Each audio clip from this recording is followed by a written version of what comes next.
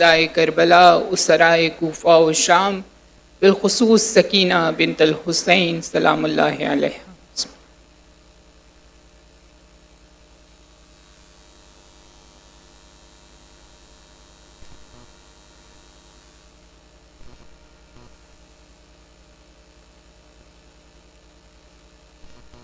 برائے تعجیل ظہور امام زمان اجل اللہ تعالی فرجہ الشریف بلند ترین ہدیہ الصلوات۔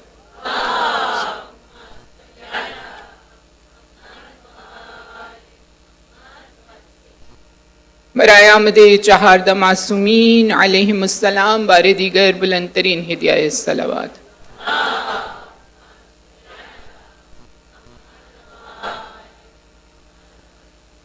اہل بیت کی نگاہ عنایت کے حصول کے لیے نور نظر سید الشہداء جناب سکینہ بنت الحسین کے صدقے میں اپنی زندگیوں میں سکون کے حصول کے لیے، تمام افراد کی مشکلات کے حل کے لیے، تمام مریضوں کی شفا یابی کے لیے، ظہور امام میں تعجیل کے لیے، شام کے راستوں کے کھلنے کے لیے، وہاں کی حالات کی بہتری کے لیے، مستضعفین جہان اور مظلومین عالم بالخصوص فلسطین کے مظلومین کی غیبی مدد کے حصول کے لیے، اور جو حاجات اس وقت آپ کے دل میں ہیں ان کی قبولیت کے لیے ایک مرتبہ پرخلوص ہدیہ الصلوات۔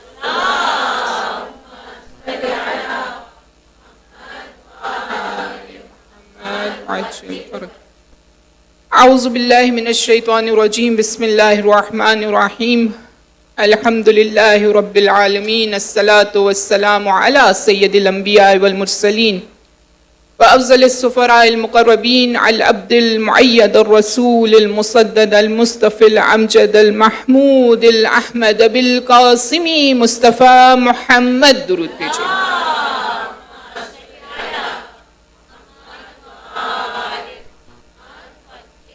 صلی اللہ علیہ وآلہ المعصومین والائمۃ الہداۃ المہدیین الراشدین المنتجبین، لا سیما لا بقیۃ اللہ فی ارضہ وحجتہ علی العالمین۔ ہاتھوں کو بلند کیجئے گا۔ ایک بات کو آج یاد رکھ کے، آج کی مجلس میں اور کل کی مجلس میں یاد رکھ کے تشریف لائیے گا کہ آج اس سال بالخصوص ہم جناب سکینہ بنت الحسین کا جو پرسہ پیش کر رہے ہیں اس کی کیفیت بہت مختلف ہے۔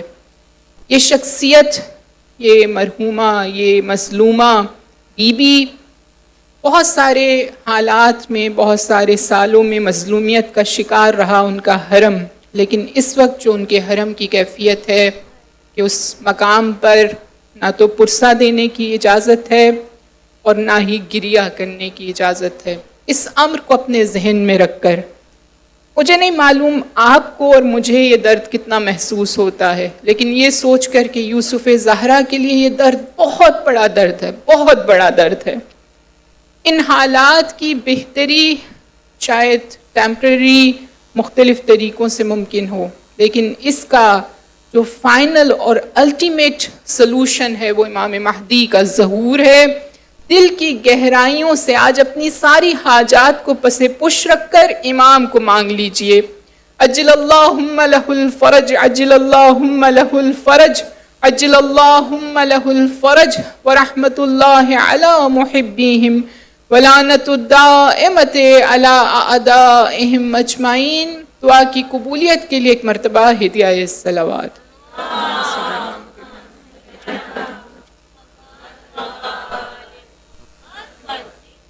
فقد قال اللہ تبارک و تعالی فی کتابہ المجید والفرقانہ الحمید وقولہ الحق وہو اصدق الصادقین۔ بسم اللہ الرحمن الرحیم، وَإِن مِّن شَيْءٍ إِلَّا يُسَبِّحُ بِحَمْدِهِ وَلَكِن لَّا تَفْقَهُونَ تَسْبِيحَهُمْ۔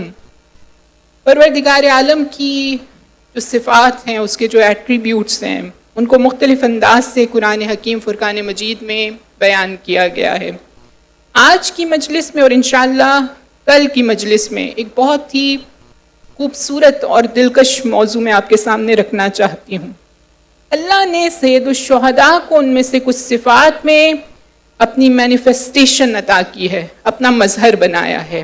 وہ صفات جو اللہ کے پاس موجود ہیں، ان صفات کی مینیفیسٹیشن ذات سید الشہداء میں ہے، اور پھر اس مینیفیسٹیشن سے میں کیسے اپنی زندگی کو انلائٹن کر سکتی ہوں۔ اس پورے ٹرائنگل کے اندر انشاءاللہ ہماری گفتگو رہے گی۔ پہلی جو خداوند متعال کی صفت جس کو میں نے اس آیہ مجیدہ میں بیان کیا، سورہ اسراء جسے سورہ بنی اسرائیل بھی کہتے ہیں، جس کی فضیلت کے حوالے سے امام جعفر صادق علیہ السلام ارشاد فرماتے ہیں،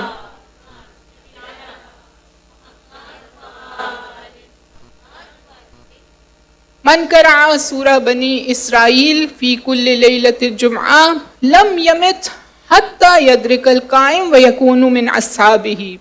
جو شخص بھی سورہ بنی اسرائیل کی ہر شب جمعہ میں تلاوت کرتا ہے وہ اس دنیا سے نہیں جائے گا مگر یہ کہ امام مہدی کو درک کرے، ان کی زیارت کرے۔ زیارت ظہور سے پہلے بھی ہو سکتی ہے، ظہور کے بعد بھی ہو سکتی ہے، لیکن واضح کیا کہا وَيَكُونُ مِنْ أَصْحَابِهِ، اور ان کے کمپینینز میں سے قرار پائے گا۔ بہت امپورٹنٹ سورہ ہے۔ اس کی ایک اہم ترین آیت کی تلاوت میں نے آپ کے سامنے کی، جس میں خدا کی ایک صفت کو بیان کیا گیا، وَإِن مِّن شَيْءٍ إِلَّا يُسَبِّحُ بِحَمْدِهِ۔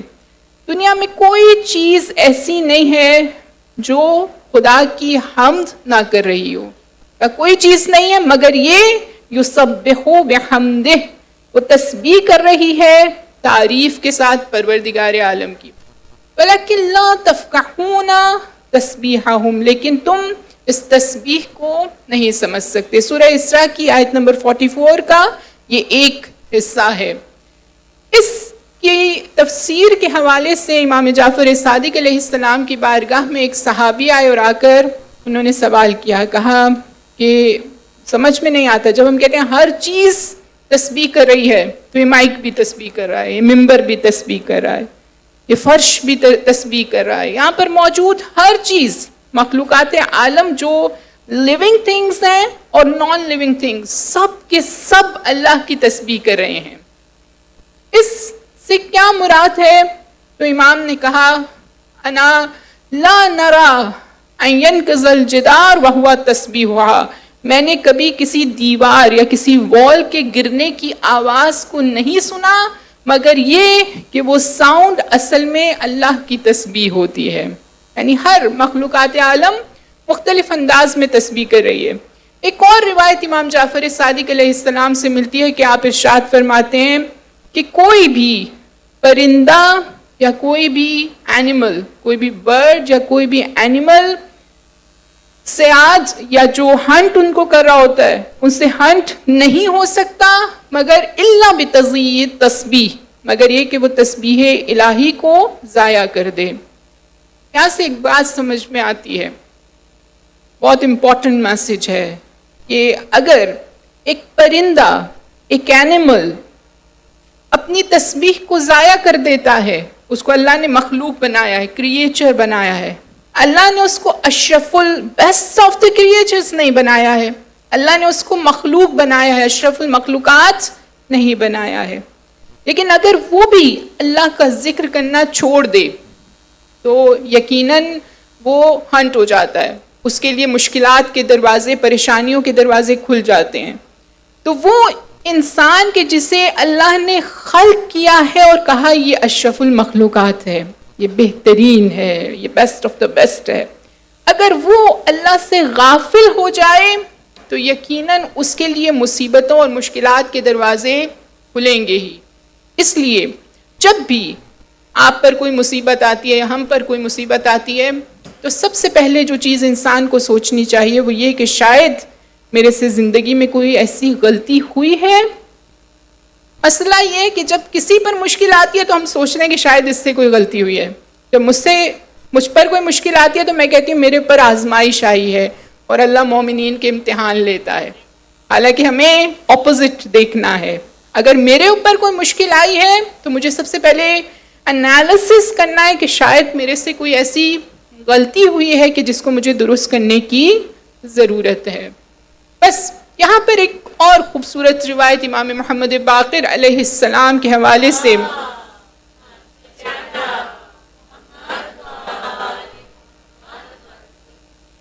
کہ جناب ابو حمزہ سمالی کے جو ایک امام کے بہت ہی فیورٹ کمپینینز میں سے ایک کمپینین ہیں، آپ ان سے ایک مرتبہ ایک مقام سے گزر رہے ہوتے ہیں، ایک چڑیا کے چہچہانے کی آواز آتی ہے. امام سوال کرتے ہیں ابو حمزہ سمالی آپ جانتے ہیں یہ چڑیا کیا کہہ رہی ہے؟ کہا مولا آپ بہتر جانتے ہیں. کہا یسبحنا ربہن، کہا یہ تسبیح کر رہی ہے اللہ کی. وَيَسْأَلْنَا قُوَّةَ يَوْمِهِنَّ، اور یہ پروردگار سے اس دن میں جو اس کو طاقت یا اسٹرینتھ چاہیے اس کے لیے قوت مانگ رہی ہے. ایک برڈ کی جو مخلوق ہے اس کو اپنی دن کے اندر سروائیو کرنے کے لیے، اپنے دن میں اچھی پرفارمنس دکھانے کے لیے، اچھا دن گزارنے کے لیے اللہ سے رجوع کرنے کی ضرورت ہے. لیکن دوسری جانب میں انسان ہوں کہ جس کو اللہ بلا رہا ہے، بار بار دعوت دے رہا ہے نماز فجر کے لیے، اور مجھے نہیں معلوم کہ میں اس میں حاضر ہوتی ہوں یا حاضر نہیں ہوتی. تو یہاں پر جو امپورٹنٹ میسج مجھے سمجھنا ہے وہ یہ کہ اگر مجھے اپنے دن کے اندر قوت چاہیے، مجھے اسٹرینتھ چاہیے. ہمارے اساتذہ یہ کہا کرتے تھے کہ جب آپ نماز فجر کو ادا کرتے ہیں، نماز فجر پڑھنے کے بعد ایک ذکر ہے کہ جو مفاتی میں بھی لکھا گیا، وَفَوِّضُ أَمْرِي إِلَى اللَّهِ إِنَّ اللَّهَ بَصِيرٌ بِالْعِبَادِ. ماشاءاللہ آپ سب جانتے ہیں. اس ذکر کو ہم اس میں کیا کہہ رہے ہیں؟ وَفَوِّضُ أَمْرِي إِلَى اللَّهِ، پروردگار میں نے اپنے معاملے کو تیرے حوالے کر دیا. إِنَّ اللَّهَ بَصِيرٌ بِالْعِبَادِ، تو بندوں کے حوالے سے دیکھنے والا ہے، تو سارے معاملات کو جانتا ہے. اس کے بعد پھر کوئی سٹریس نہیں رہ جانا چاہیے، پھر کوئی ٹینشن نہیں رہ جانی چاہیے، کیونکہ جب معاملہ انسان کے حوالے کرتا ہے تو ہو سکتا ہے وہ ٹھیک نہ ہو، لیکن جب معاملہ انسان اپنے رب اور خالق کے حوالے کرتا ہے تو اس میں کوئی شک ہی نہیں ہے کہ وہ ٹھیک نہیں ہوگا. اس یقین کے ساتھ اس ذکر کو کیا جائے. بس یہاں پر یہ جو تسبیح ہمیں نظر آتی ہے، ان تسبیحات کے حوالے سے سید الشہداء کو پروردگار عالم نے اس صفت میں آغا جعفر شوشتری نے اس مطلب کو بیان کیا. میں اس ریفرنس کو بیان کروں تاکہ آپ کو نہ لگے یہ ایگزیجریشن ہے. خصائص الحسینیہ یہ وہ کتاب ہے کہ جس کو آغا جعفر شوشتری کو حکم دیا سید الشہداء نے کہ آپ اس کتاب کو لکھیں. بعض اسکالرز کہتے ہیں کہ یہ بالکل ویسے ہی ہے کہ جیسے قلم آغا شوشتری کا تھا، ہاتھ آغا شوشتری کا تھا، اور اس ہاتھ کو حرکت دینے والا ہاتھ امام حسین کا تھا. اس مقتل میں جو مطالب لکھے گئے ہیں بہت مختلف ہیں، اس کے مصائب بھی مختلف ہیں. اس کے مصائب جب آپ پڑھتے ہیں تو آپ کو ایسے لگتا ہے کہ آپ کربلا کے واقعے کو اپنے سامنے ہوتا ہوا دیکھ رہے ہیں. اس کا ایک حصہ فضائل سید الشہداء پر مبنی ہے، اور ان فضائل میں سے ایک فضیلت آپ نے بیان کی، کہا جس طرح پروردگار کی تمام مخلوقات عالم تسبیح کر رہی ہے، اس کا مینیفیسٹ پروردگار نے بنایا سید الشہداء کو، اور سید الشہداء کی تمام مخلوقات عالم ان کا ذکر کر رہا ہے. اللہ اکبر. یعنی یہ جو مجلس جس میں ہم بیٹھے ہیں، اس مجلس کو انعقاد کرنے کے اعتبار سے ہم اکیلے نہیں ہیں. پھر آپ نے واضح کیا، کہا روایات اس بات کو واضح کرتی ہیں کہ پہاڑ بھی سید الشہداء کا ذکر کرتے ہیں، بری جانور بھی سید الشہداء کا ذکر کرتے ہیں، بحری جانور جو اوشن میں موجود جانور ہیں وہ بھی سید الشہداء کا ذکر کرتے ہیں. کہا کبھی کبھی درخت لہلہاتے ہیں اور وہ سید الشہداء کا ذکر کرتے ہیں. کہا پرندے چہچہاتے ہیں اور وہ سید الشہداء کا ذکر کرتے ہیں. فرشتے سید الشہداء کا ذکر آسمان پر کرتے ہیں اور پھر زمین پر اسی بالکل جیسے اس مجلس میں بیٹھ کر آپ خواہش کرتے ہیں کہ ہمیں کربلا کے جانے کے لیے اجازت نامہ مل جائے، آسمان میں موجود فرشتے خواہش کرتے ہیں کہ ہمیں سید الشہداء کی بارگاہ میں جانے کی اجازت مل جائے. لبیک یا حسین.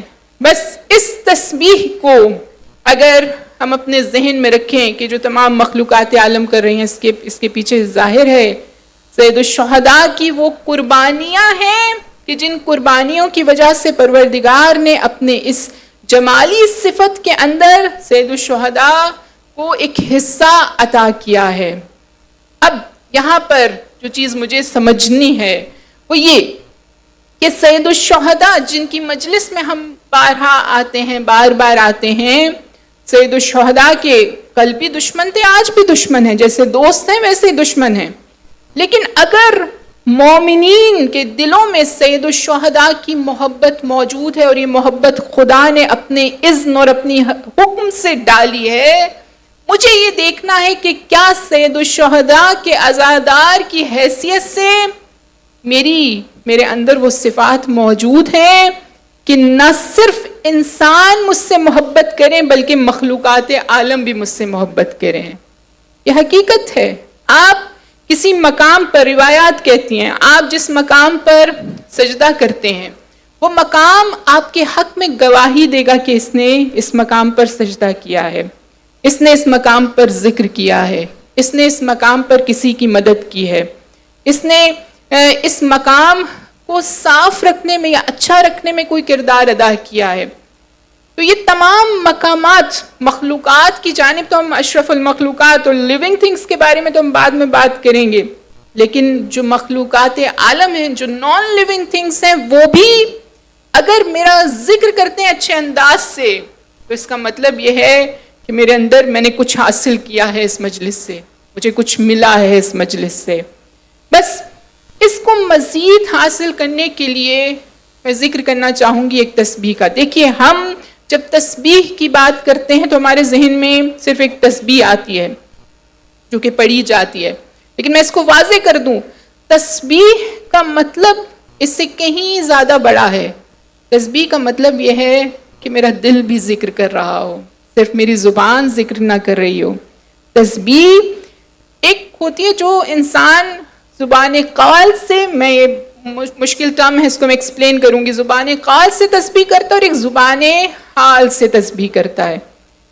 زبان قال سے یعنی آپ کے پاس جو ٹنگ موجود ہے آپ اس سے کہیں اللہ اکبر الحمدللہ سبحان اللہ، درود پڑھیں، یہ زبان قال ہے، بہت بہتر ہے۔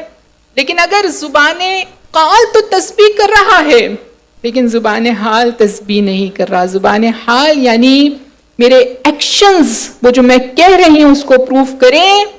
اگر میں اللہ اکبر کہہ رہی ہوں تو اللہ میرے لیے واقعاً اس کی ذات سے بڑھ کر کچھ نہ ہو، تو یہ زبان حال سے تسبیح کرنا ہے۔ یہ اگر تسبیح نہ ہو، اگر میرے ایکشنز اس تسبیح کو پروف نہ کر رہے ہوں جو میں اپنی زبان سے کہہ رہی ہوں، تو اس کے لیے ایک بڑی سخت روایت ہے۔ امام جعفر صادق علیہ السلام ارشاد فرماتے ہیں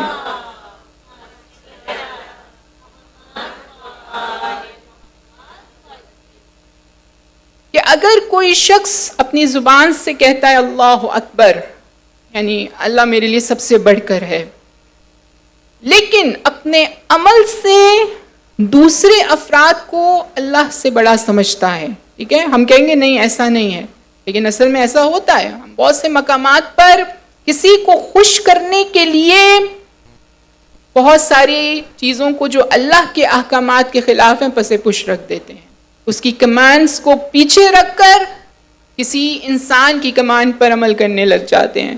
تو اگر کوئی ایسا انسان ہو، وہ جب کہتا ہے، جب تکبیرۃ الاحرام میں اللہ اکبر کہتا ہے تو اللہ کی طرف سے جواب آتا ہے کہ تم جھوٹ بول رہے ہو، تمہاری یہ نماز تمہارے چہرے پر دے ماری جائے گی۔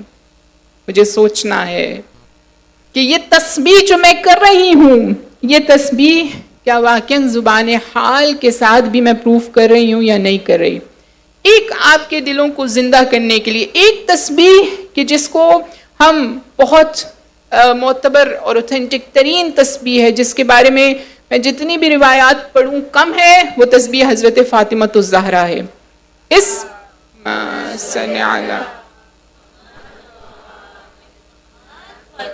تسبیح حضرت فاطمۃ الزہرا سلام اللہ علیہا کو سمجھنے کے لیے، کیونکہ بعض افراد نے مجھ سے سوال میں پوچھا کہ اس کا بیک گراؤنڈ کیا ہے، کیونکہ اس کے 2-3 بیک گراؤنڈ میں نے لوگوں سے سنے، لیکن جو معتبر ترین بیک گراؤنڈ ہے وہ یہ کہ رسول گرامی کی خدمت میں جناب فاطمہ الزہرا تشریف لے کر گئیں اور انہوں نے اپنے اوپر جو ورک لوڈ ہے اس کے حوالے سے ذکر کیا، تو اس کے جواب میں رسول گرامی کو حضرت جبرائیل امین نے یہ تسبیح اللہ کی طرف سے ہدیتاً عطا کی، اور رسول گرامی نے جناب فاطمہ الزہرا کو ایز اے گفٹ یہ تسبیح مہیا کی۔ اور جب اس تسبیح کو مہیا کیا گیا جناب فاطمہ الزہرا سلام اللہ علیہا کو، تو رسول گرامی نے فرمایا فاطمہ الزہرا، کائنات میں جتنی بھی چیزیں موجود ہیں، جتنی بھی چیزیں، اب جب میں چیز کا ذکر کر رہی ہوں تو آپ کے ذہن میں رہے ہر چیز اللہ کی تسبیح کر رہی ہے، ان تمام چیزوں کا جو مقام یا معیار ہے یا گنتی ہے کا اس سے کہیں زیادہ ثواب اس تسبیح کو پڑھنے کا ثواب ہے۔ صرف یہی نہیں بلکہ امام جعفر صادق علیہ السلام ارشاد فرماتے ہیں، آپ کہتے ہیں کہ اگر کوئی شخص اس تسبیح کو نماز کے بعد پڑھتا ہے، بعض اوقات ہم بہت جلدی میں ہوتے ہیں اور اس تسبیح کو فراموش کر دیتے ہیں، یا ہم پڑھتے بھی ہیں عادتاً ایز اے ہیبٹ، لیکن ہم نہیں جانتے ہم کیا کہہ رہے ہیں۔ اس تسبیح کو اگر کوئی شخص سمجھ کر پڑھے تو کیا ثواب ہے؟ کہا اس کا ثواب 1000 رکعات نماز مستحب پڑھنے سے زیادہ تسبیح حضرت فاطمہ الزہرا پڑھنے کا ثواب ہے۔ within 5 minutes 7 minutes آپ نے اگر بہت آہستہ آہستہ مخارج کے ساتھ پڑھا تو آپ نے اس تسبیح کو پڑھ لیا۔ کہاں 1000 رکعت نماز پڑھنا، کہاں اس تسبیح کو پڑھنا۔ یہ تمام فضیلتیں اپنی جگہ پر، کا سونے سے پہلے اس تسبیح کو پڑھنے کی فضیلت ہے، یہاں تک کہ ایک صحابی رسول صلی اللہ علیہ وآلہ وسلم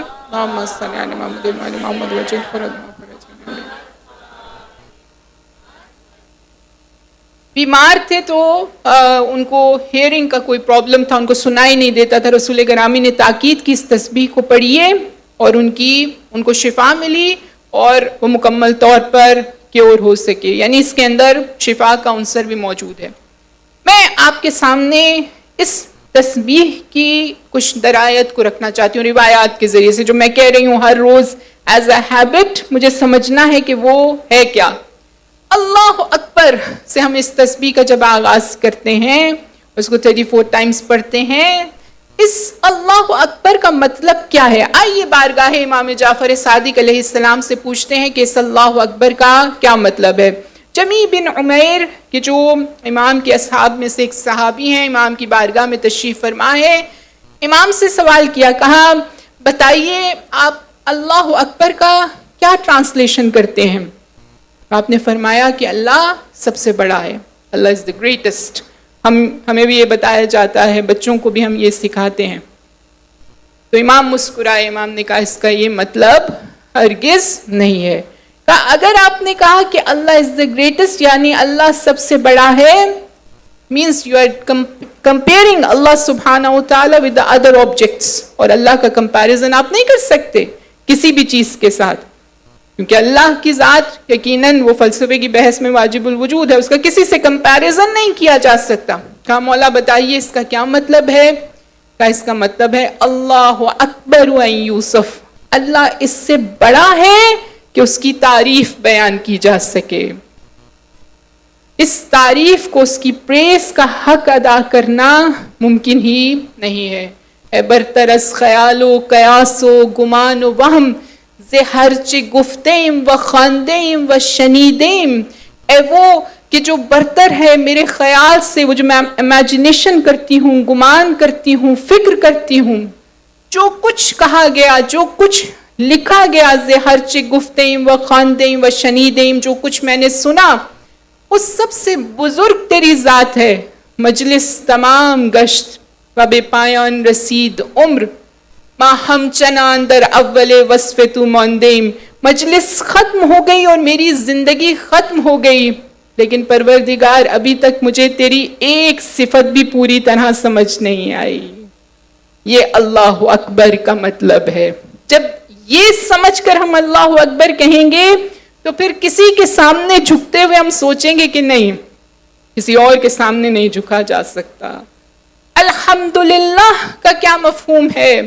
الحمدللہ کے مفہوم کو آغا جواد ملکی تبریزی اس طرح سے بیان کرتے ہیں. آپ کہتے ہیں کہ الحمدللہ سے مراد یہ ہے کہ جتنی بھی پریز ہے، جتنی بھی تعریف ہے، چاہے وہ مخلوق کی پریز ہے، کوئی بہت اچھا بولتا ہے، کوئی بہت اچھا لکھتا ہے، کوئی بہت اچھا دکھتا ہے، یہ سب کی سب تعریف اللہ کی طرف پلٹتی ہے. اور پھر اس الحمد سے مراد ہے جو کچھ بھی دنیا کے اندر اچھائی موجود ہے وہ صرف اللہ کے حوالے سے موجود ہے. آپ نماز میں بھی الحمدللہ پڑھتے ہیں تو یہ سوچ کر الحمدللہ پڑھیے کہ الحمد وہ ساری کی ساری پریز اللہ کی طرف پلٹتی ہے. اور پھر کہا للہ کا یہ اس میں جلالہ ہے، اس کے اندر اللہ کے سارے ایٹریبیوٹس آتے ہیں. اس کا مطلب کیا ہے؟ when you are saying الحمدللہ تو اصل میں آپ صرف الحمدللہ نہیں کہہ رہے، آپ کہہ رہے ہیں الحمدللہ الرازق، الحمدللہ خالق، الحمدللہ معبود، الحمدللہ کریم، الحمدللہ رحمان، الحمدللہ رحیم. ساری اللہ کی صفات، جتنی بھی صفات ہیں وہ اس ایک کلمہ اللہ کے اندر موجود ہیں. سبحان اللہ کے حوالے سے ایک مطلب آپ کے سامنے رکھنا چاہوں گی. کہتے ہیں کہ دوسرے خلیفہ کے پاس ایک شخص گیا اور جا کر کہا کہ مجھے بتائیے سبحان اللہ سے کیا مراد ہے. ہم کیونکہ ان کلمات کو اسپیشلی وہ لوگ جو بچپن سے مسلمان گھرانوں میں جو پیدا ہوئے ہیں اور بچپن سے ان مطالب کو سنتے ہیں، شاید ہم ان کے بارے میں زیادہ سوچتے نہیں ہیں. سبحان اللہ کا کیا مفہوم ہے اس کو بھی سمجھنے کی ضرورت ہے. سوال کیا گیا، کہا کہ وہ جو شخص کام کر رہا ہے باغ میں، تم جا کر ان سے اس کا مطلب پوچھو، کیونکہ یہ وہ شخصیت ہیں کہ جب ان سے سوال کیا جاتا ہے تو جواب دیتے ہیں، اور اگر سوال نہیں کیا جاتا تو نصیحت کرتے ہیں، موعظہ کرتے ہیں. بس ایک مرتبہ یہ بارگاہ امیر المومنین مشکل کشا عالمین علی ابن ابی طالب میں پہنچا اور اس نے صلی علی محمد اس نے جا کر کہا سبحان اللہ سے کیا مراد ہے. تو امام نے ارشاد فرمایا، کہا سبحان اللہ سے مراد یہ ہے کہ جو کچھ بھی دشمنان الہی اللہ کے بارے میں سوچتے ہیں، اللہ ان سب سے مبرہ اور منزہ ہے، پاک ہے، پیور ہے. جو بھی ایکیوز کرتے ہیں اللہ کو کہ بیٹیاں ہیں اللہ کی یا بیٹا ہے نعوذ باللہ اللہ کا، یا اللہ نے مسلمان بھی اگر خطا ہو تو شاید اس عقیدے کو بعض اوقات انسان ایسے حالات میں وارد ہو جاتا ہے کہ سوچتا ہے کہ میرے اوپر یہ مشکل کیوں آئی، اللہ نے اس کام کو ایسے ہونا چاہیے تھا، اس کو ایسے ہونا چاہیے تھا. کہ جو کچھ بھی لوگ اللہ کے حوالے سے غلط سوچتے ہیں اللہ ان سب سے منزہ اور مبرہ ہے. یہاں پر دو میسیجز کو سمجھیے گا. وہ یہ کہ سبحان اللہ جب آپ کہیں تو یہ سمجھ کر سبحان اللہ کہیں کہ آپ ایک پاک ذات کی تسبیح بیان کر رہے ہیں، اور اس پاکیزگی جو اللہ کی ذات میں جو پاکیزگی ہے، اس پاکیزگی کو، اس پیورٹی کو مجھے اپنے اندر لے کر آنا ہے. اور اس پیورٹی کو جب ہم اپنے اندر لے کر آئیں گے تو سبحان اللہ کا حق ادا ہوگا. خدا کرے ہم اس کا حق ادا کر سکیں. دوسری چیز، ہم جو زندگی میں یہ سوچتے رہتے ہیں، اٹس ویری امپورٹنٹ، جب آپ سبحان اللہ پڑھیں تو ایک بات یاد رکھیے کہ اگر کوئی شخص آپ کو ایکیوز کرتا ہے، وہ چیز جو آپ میں موجود نہیں ہے، آپ جانتے ہیں کہ آپ میں برائی موجود نہیں ہے، لیکن وہ چیز جو آپ کو وہ ایکوزیشن آپ کو ایموشنلی ڈیمیج کر رہی ہے، آپ کا پورا دن خراب ہو جاتا ہے، آپ کی ساری پروڈکٹیوٹی افیکٹ کرتی ہے. آپ جب بھی کبھی ایسے وقت میں آئیں تو سبحان اللہ کہیے. لوگ اللہ کو نہیں چھوڑتے ہیں تو ہماری تو کوئی حیثیت نہیں ہے. سبحان اللہ، یعنی اگر میرے اندر وہ برائی موجود نہیں ہے تو مجھے اپنے آپ کو، اپنی زندگی کو اور اپنے معاملات کو کسی کی تہمت کی وجہ سے خراب نہیں کرنا ہے. بس عزیزان گرامی قدر، یہ شخصیت کہ جن کی بارگاہ میں ہم بیٹھے ہیں، ان کا ذکر کائنات کی تمام مخلوقات کر رہی ہیں، اور ان کے ذکر کے لیے تمام مخلوقات، بحار الانوار کی معتبر ترین روایات میں سے ایک روایت ہے کہ جب سید الشہداء کی شہادت ہوئی تو اس شہادت کے بعد جب پتھروں کو اٹھایا گیا تو اس کے نیچے سے خون بہنے لگا. آج تک ان کرامات کا سلسلہ جاری ہے. کہا یہ پتھروں کا پرسہ تھا. کہا جب آسمان نے پرسہ دینا چاہا تو آسمان سے خون کی بارش ہونے لگی. ہوائیں سرخ ہو گئیں, آسمان سرخ ہو گیا. یہ ان کا پرسہ دینے کا طریقہ تھا. بس یہ تمام مخلوقات عالم سید الشہداء کے غم میں گریہ کناں ہیں. لیکن آج جب آپ امام حسین کے غم کا پرسہ دیں اور پھر اس سے مربوط اس بی بی کے غم کا پرسہ دیں کہ جو مدافع ولایت ہیں. آج بہت ہی اچھے سوال سے میرے دن کا آغاز ہوا کہ ہم نے جناب سکینہ سلام اللہ علیہا کو صرف یہ سمجھا کہ وہ ایک رونے والی بی بی ہیں جو گریہ کرتی رہتی ہیں. ہم نے صرف یہ سمجھا کہ انہیں ان کے بابا سے جدا کر دیا گیا. کیا وہ مدافع ولایت نہیں ہیں؟ نہیں, حسین کی ماں بھی مدافع ولایت تھی. حسین کی بیٹی سکینہ بنت الحسین بھی مدافع ولایت ہیں. ان کا نام فاطمہ ہے, ان کا لقب سکینہ ہے. تو یہ وہ فاطمہ کی بہت سی صفات بی بی فاطمہ کی جناب سکینہ سلام اللہ علیہا کے وجود میں نظر آتی ہیں. آپ کے رونے کی اس سے پہلے کہ ہم مصائب میں وارد ہوں, حق ہے اس بی بی کا کہ ہم سمجھیں کہ اس بچی نے 3 سال میں یا 4 سال میں آپ کے پاس وہ وزڈم موجود ہے کہ آپ جانتی ہیں کہ زمانے کے امام کا دفاع کرنا ہے. چاہے زمانے کا امام اس وقت سید الشہداء ہیں یا ان کے بعد امام زین العابدین علیہ السلام ہیں, دونوں کے دفاع کے لیے کردار ادا کرنا ہے. اس بچی نے پورے مقتل اٹھا کر آپ دیکھیے, کسی مقام پر بھی اس بچی نے شکایت نہیں کی ہے, کمپلینٹ نہیں کی ہے, کسی مقام پر بھی نہیں. اگر اس بچی نے کچھ طلب کیا, ہاں بعض جگہ پر پانی طلب کیا, پانی مانگا تو امام زین العابدین کی بیڑیوں پر اور ان کی ہتھکڑیوں پر ڈال دیا. امام زمانہ کے دفاع کے لیے اگر آپ کو کچھ سیکھنا ہے تو جناب سکینہ سے سیکھیے. پروردگار ہمیں اس ننھی بچی سے امام زمانہ کا دفاع کرنا سیکھنا نصیب ہو. یہ چھوٹی سی بات ہے, بالکل چھوٹی سی بات ہے کہ پانی کو ہتھکڑیوں اور بیڑیوں پر ڈال دیا اگر ظاہر کو دیکھیں, لیکن حقیقت سمجھیے. ایک 3-4 سال کے بچے کے لیے پانی کی پیاس کو برداشت کرنا آسان نہیں ہوتا. اور یہ بچی, تاریخ کہتی ہے کہ جب انہیں پانی مل بھی گیا تو پوری طرح سے پانی اور غذا نہیں دی جاتی تھی. یہ ہمیشہ حالت گرسنگی اور تشنگی میں رہے, پوری طرح سے ان کی تشنگی نہیں مٹی, لیکن اس کے باوجود معرفت, امام زمانہ کی معرفت ہے جس کی وجہ سے یہ ننھی سی بچی جانتی ہے کہ اس پانی کو مجھے اپنے زمانے کے امام پر قربان کرنا ہے. مجھے سوچنا ہے, میرے پاس اگر کچھ موجود ہے تو میں یہ سوچوں گی کہ پہلے اپنے معاملات درست کر لیے جائیں. اس پانی کو یاد رکھیے گا, یہ پانی ایک استعارہ ہے ہم سب کے لیے. پہلے اپنی معاملات, اپنی زندگی کے سارے میٹرز کو درست کر لیا جائے, اس کے بعد امام مہدی کے بارے میں سوچا جائے. سکینہ نے سکھایا شدت پیاس میں بھی زمانے کے امام کی مدد کے لیے اگر پانی قربان کرنا پڑے تو پانی قربان کیا جائے. یہ مدافع ولایت ہے. یہ مدافع ولایت قیام امام حسین کی حقیقت کو بتاتی رہی اور اس کے لیے آواز بلند کرتی رہی. جناب سکینہ بنت الحسین نے کوفہ میں, شام میں, بڑوں میں, بچوں میں, جہاں بھی کو موقع ملا اپنا تعارف پیش کیا. جناب سکینہ بنت الحسین نے 11 محرم کو جب یہ کاروان چل رہا تھا, اس کاروان کے چلتے وقت جناب سکینہ, ہم مصائب میں امر کو سنتے ہیں, جناب سکینہ رکی اور جناب سکینہ نے کہا کہ اگر ہو سکے تو مجھے مدینہ واپس بھیج دو, اگر ہو سکے مجھے نجف واپس بھیج دو. اس سب کے پیچھے کیا تھا؟ اس سب کے پیچھے جناب سکینہ کا پروٹیسٹ تھا.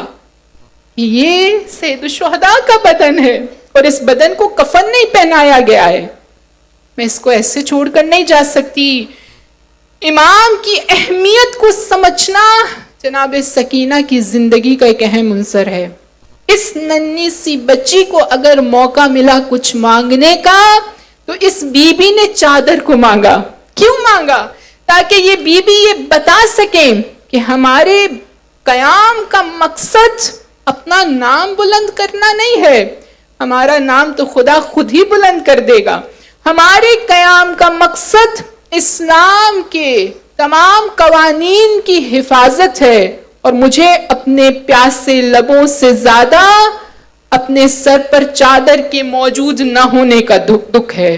آج شب شہادت جناب سکینہ میں بیٹھ کر سوچئے گا کہ کہاں کہاں پر میرا حجاب کمپرومائز ہوا ہے. اگر ہوا ہے تو مجھے سوچنا ہے کہ میں اس 3-4 سال کی بچی کے غم میں گریا کر رہی ہوں کہ جو مجبور ہے، جس کی چادر کو کھینچا نہیں گیا، تاریخ کیا کہتی ہے، نوکے نیزہ سے اتارا گیا.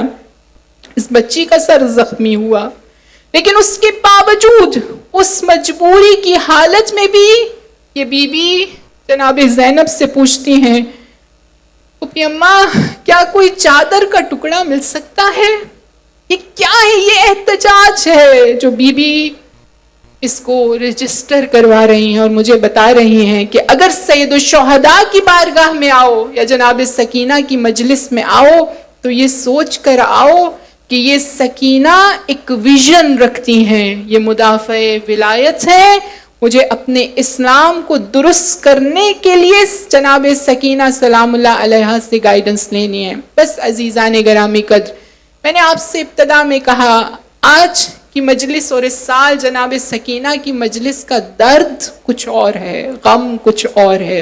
مختلف ادوار میں اس ذریح کو، اس زندان کو بند کیا گیا، مختلف ادوار میں زیارت کو روکا گیا، جس میں سے ایک عرصہ تقریباً آج سے 165 ایئرز بیک اگر ہم جائیں تو اس عرصے میں بھی اس ذریع کو بند کر دیا گیا. کئی سال تک اس میں تالا لگا رہا.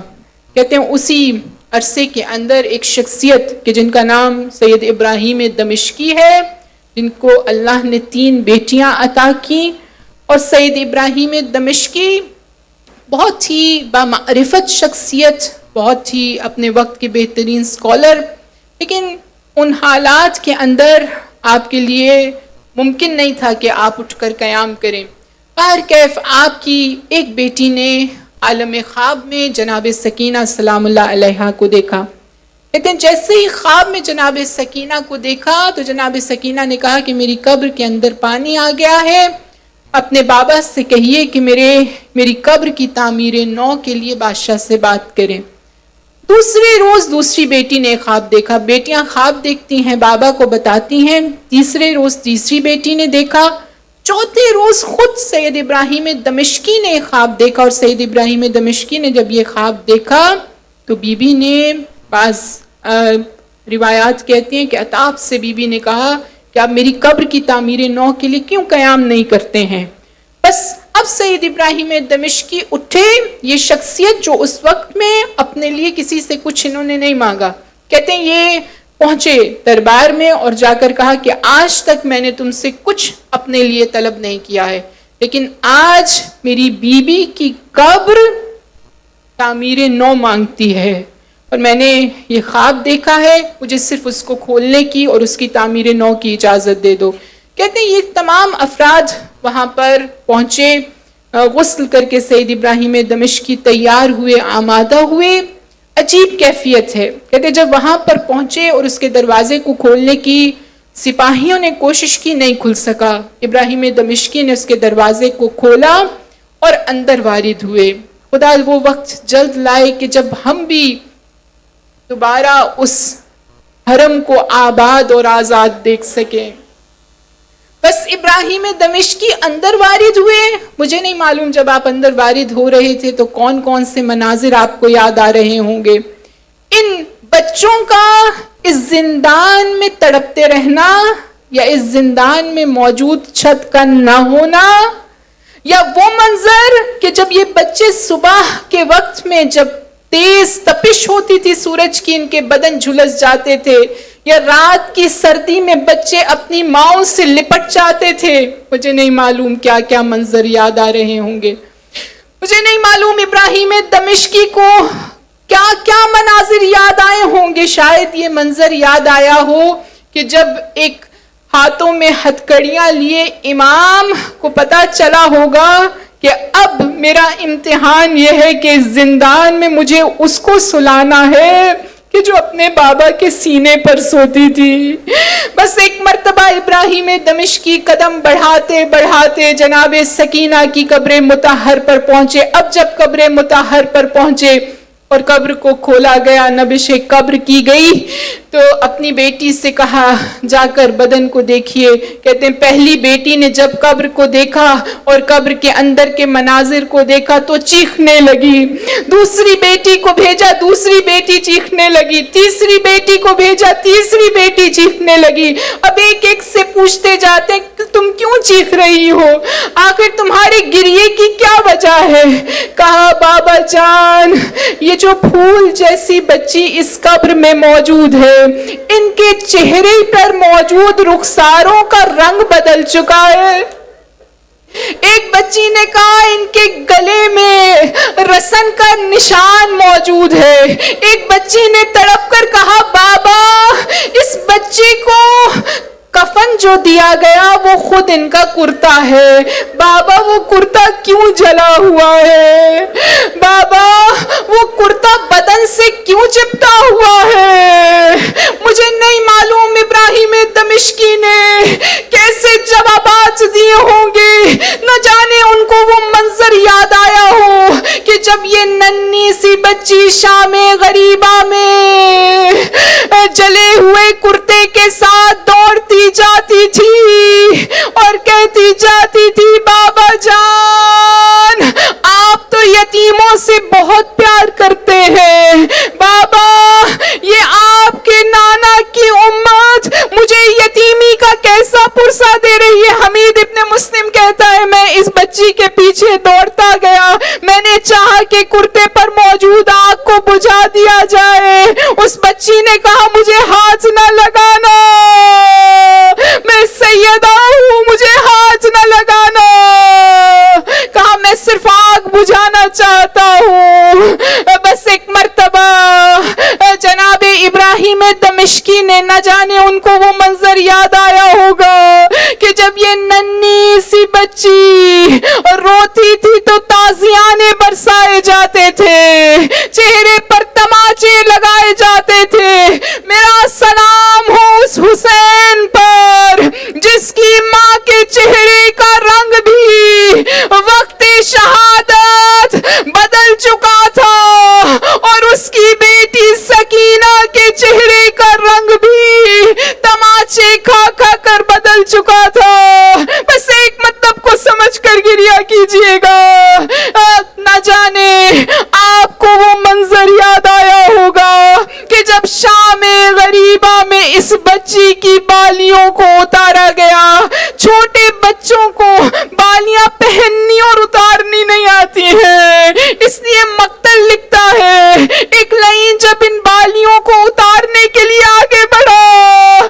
جناب رباب اس مصیبت کو بیان کرنا اتنا مشکل ہے, آپ نے نہ جانے اس منظر کو کیسے دیکھا ہوگا. تاریخ کہتی ہے وہ جب آگے بڑھا جناب سکینہ نے کہا میری بالیوں کو نیزے سے نہ اتارنا, میں خود اپنی بالیاں اتار دوں گی. لیکن تاریخ بتاتی ہے اس لعین نے جناب سکینہ کا انتظار نہیں کیا, نیزے کی نوک کو جناب سکینہ کی بالیوں میں وارد کیا. اب صرف نیزہ واپس نہیں آیا, سکینہ کی بالیاں واپس آئی. یہ رباب کا نصیب ہے, کبھی نیزہ زمین میں جاتا ہے تو علی اصغر کا بدن آتا ہے, کبھی نیزہ سکینہ کے کانوں کو چھیدتا ہوا واپس آتا ہے. بانو نے رو کر کہا